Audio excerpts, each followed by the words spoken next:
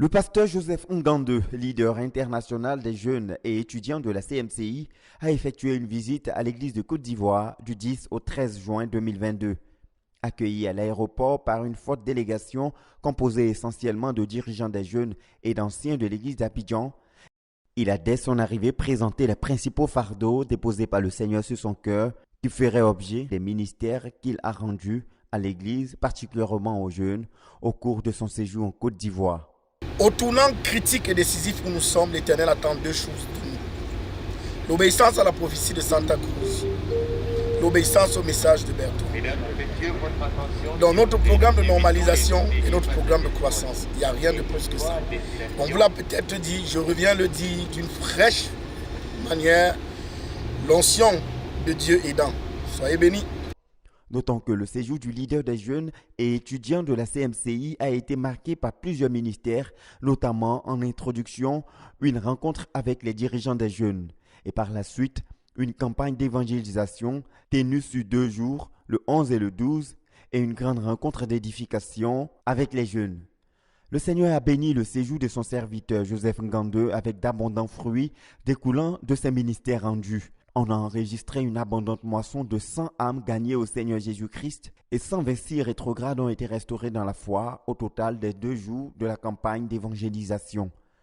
Les ministères du leader des jeunes et des étudiants de la CMCI ont aussi été marqués par des prières de guérison, de combat spirituel et de délivrance qui ont abouti à des miracles opérés par le Seigneur. On a enregistré 119 personnes guéries miraculeusement et 20 personnes qui ont été délivrées des esprits impurs résultant de cet intense moment d'intercession et de combat spirituel. Aussi, plusieurs saints, précisément 195 personnes, ont reçu le baptême dans le Saint-Esprit et 253 ont expérimenté le renouvellement du baptême du Saint-Esprit, recevant ainsi le renouvellement de leur flamme pour un apport plus efficace dans la conquête. Le tout dans l'obéissance à la prophétie de Santa Cruz et de Berthaud.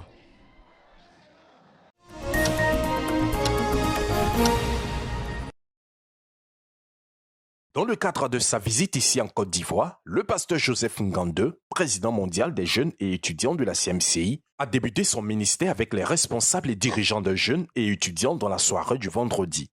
Une rencontre déterminante qui avait pour but d'emmener chaque jeune présent à s'évaluer en répondant à 2 questions fondamentales.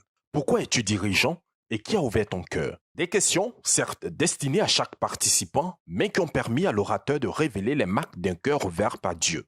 Avec l'exemple de la jeune convertie Lydie, dans le livre des Actes des Apôtres, le chapitre 16, les versets 11 à 15, l'orateur a montré qu'elle a été un véritable modèle en ce sens qu'elle a posé des actes remarquables malgré sa jeune conversion, et tout ceci parce que Dieu avait ouvert son cœur. Elle craignait Dieu et elle écoutait. Et Dieu lui a ouvert le cœur.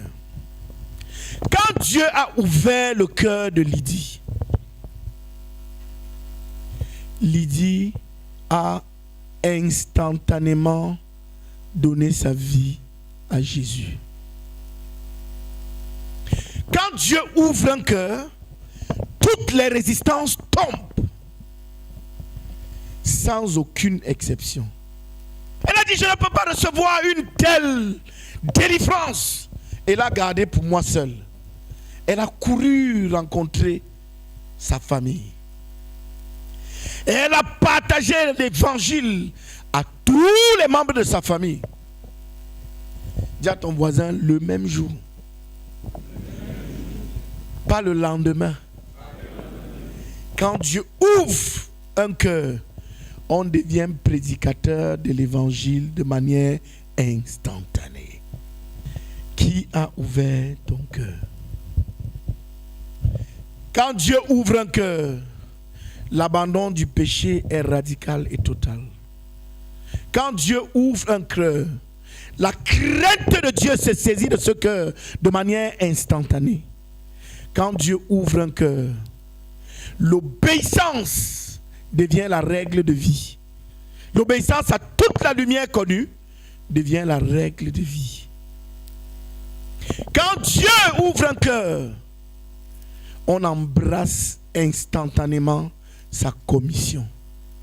Pour montrer davantage aux saints la nécessité d'avoir le cœur ouvert par Dieu, expérience obligatoire pour accomplir des choses extraordinaires dans le corps de Christ, il a utilisé le modèle de l'apôtre Paul et aussi de l'Église primitive dans les Actes des Apôtres, le chapitre 2, les versets 37 à 47. On pouvait distinguer clairement dans cette Église la persévérance aux enseignements, la persévérance dans la communion fraternelle, dans la fraction du pain, dans la prière et dans l'évangélisation, et aussi une sensibilité aux besoins des uns et des autres, et bien d'autres vertus. Des marques qui, selon le premier responsable des jeunes, sont le fruit d'une Église dont les saints ont expérimenté l'ouverture de cœur par Dieu. On pouvait donc distinguer 3 catégories de personnes. Ceux que le Seigneur a ouvert leur cœur et qui portent des fruits. Ceux que le Seigneur a ouvert leur cœur et qui l'ont fermé. Et ceux qui n'ont jamais connu cette expérience spirituelle. Chacun connaissant sa position et mesurant la tragédie de ne pas manifester les marques d'un cœur ouvert par Dieu, les saints ne se sont pas fait plier pour supplier Dieu en leur faveur. Un moment intense de prière, sous la conduite du pasteur Bailly, meublé de repentance, d'engagement et de consécration à Dieu, qui a visiblement permis à tous les responsables de jeunes de porter dignement le flambeau de lumière pour impacter, comme Lydie, un monde bouleversé par les ténèbres.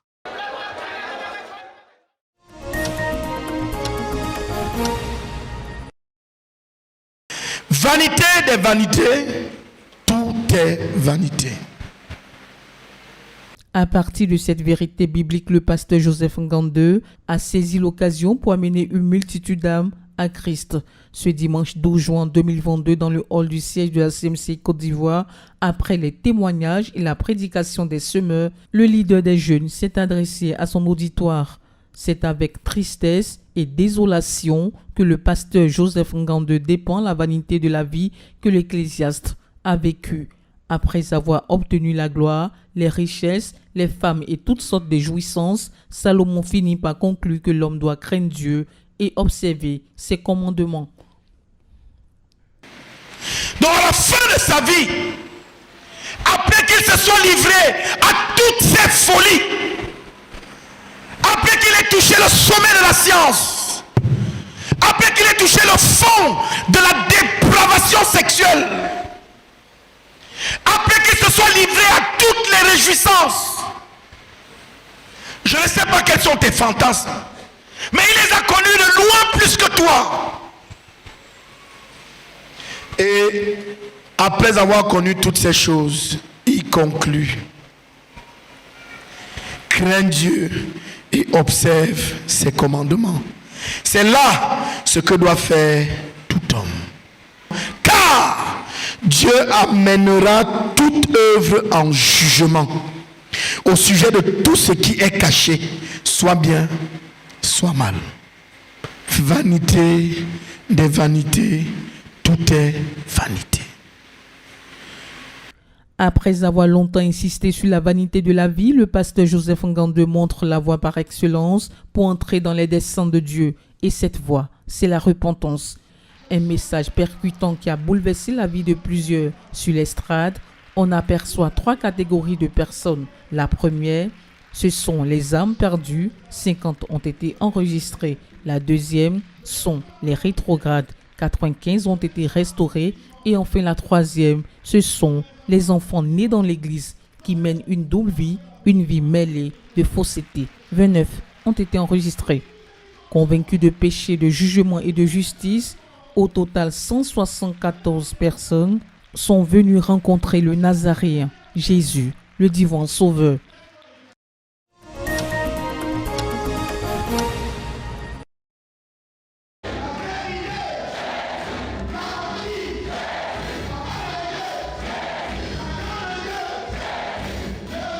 En plus de gagner les âmes à Jésus, le pasteur Joseph Ngandeu a rendu ministère à la jeunesse de l'église de Côte d'Ivoire dans la soirée du dimanche 12 juin 2022. Sa visite en Côte d'Ivoire n'est pas fortuite. Il avait un message, il avait un fardeau à communiquer. Le fardeau du pasteur Théodore Ndossé, leader mondial de la CMCI, à la jeunesse. Ce fardeau est que chaque jeune devienne une flèche entre les mains du pasteur Boniface Meunier pour la conquête de la nation ivoirienne afin d'atteindre le but de la phase 3. Car la jeunesse est le carburant, l'énergie de l'Église. Nous sommes en guerre et tu es le soldat sur lequel le Seigneur compte. C'est toi la flèche dans le carquois du pasteur Boniface. C'est toi la flèche. Et nous sommes venus pour que chacun se qualifie à être cette flèche-là. Et qu'il joue tout le rôle qu'il doit jouer pour l'accomplissement du but que Dieu nous a donné en Côte d'Ivoire et dans le monde.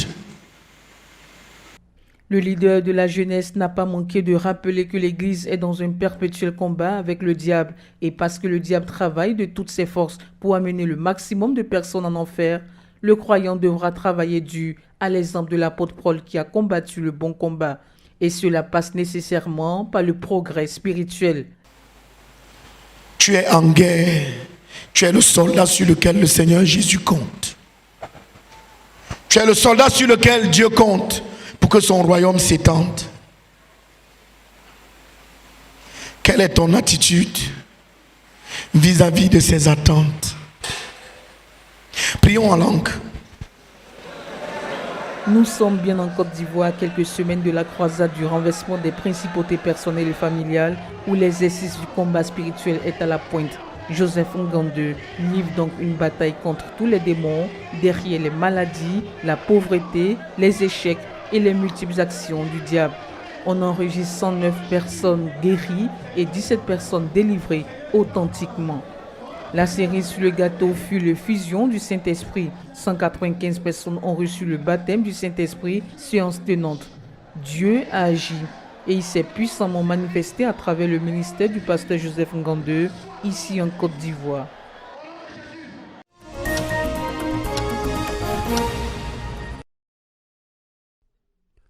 L'un des points marquants du séjour du pasteur Joseph Ngandou en Côte d'Ivoire a été la visite du site du quartier général de la CMCI Côte d'Ivoire à Thiékwa.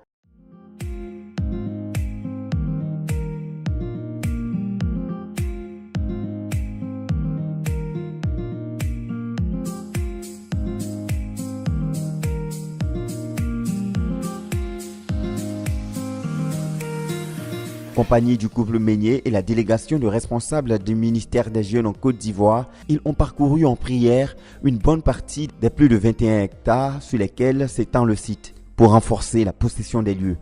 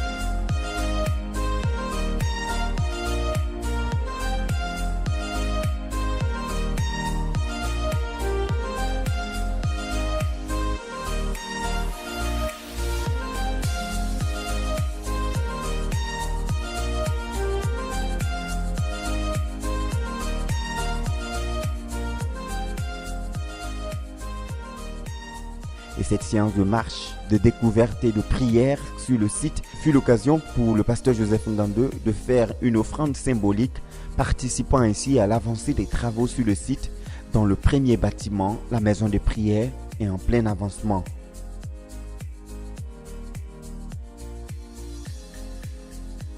Et je suis très émerveillé et très humilié de toucher du doigt ce que le Seigneur, dans son esprit, a révélé au fondateur de notre communauté, le professeur Zacharias Tané-Fomou, qu'il a dit qu'il s'en est allé et que je peux voir et que je peux toucher.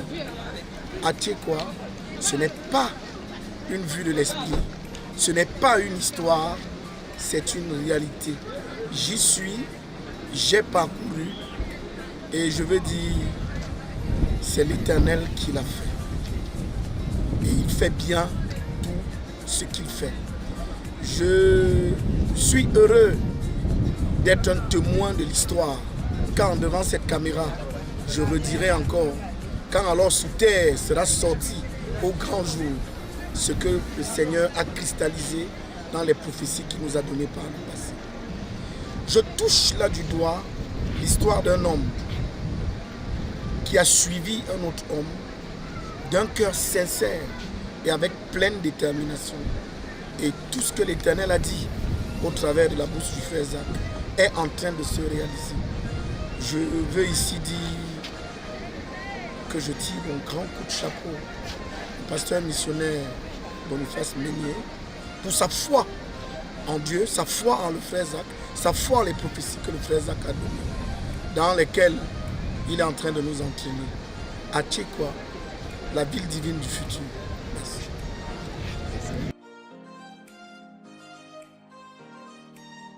Le pasteur Joseph Ngandeu a clôturé son séjour en Côte d'Ivoire le 13 juin 2022 en accordant un entretien à la RTVC portant sur le thème « La jeunesse face aux défis de la phase 3 ». Entretien que vous aurez l'occasion de suivre dans les prochains jours en intégralité sur la RTVC.